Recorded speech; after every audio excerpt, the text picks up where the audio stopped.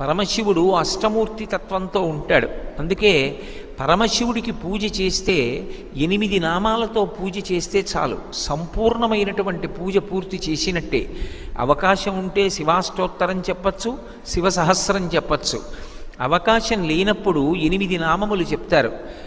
ఓం భవాయ దేవాయ నమః, శర్వాయ దేవాయ నమః, ఈశానాయ దేవాయ నమః, పశుపతే దేవాయ నమః, రుద్రాయ దేవాయ నమః, ఉగ్రాయ దేవాయ నమః, భీమాయ దేవాయ నమః, మహతే దేవాయ నమః. అమ్మవారికి కూడా ఇక వేరు నామాలు చెప్పరు. భవస్య దేవస్య పత్నీ నమః, శర్వస్య దేవస్య పత్నీ నమః, ఈశానస్య దేవస్య పత్నీ నమః, పశుపతే దేవస్య పత్నీ నమః అని ఈ 8 నామాలకి మళ్ళీ పత్నీ నమః అని కలుపుతారు.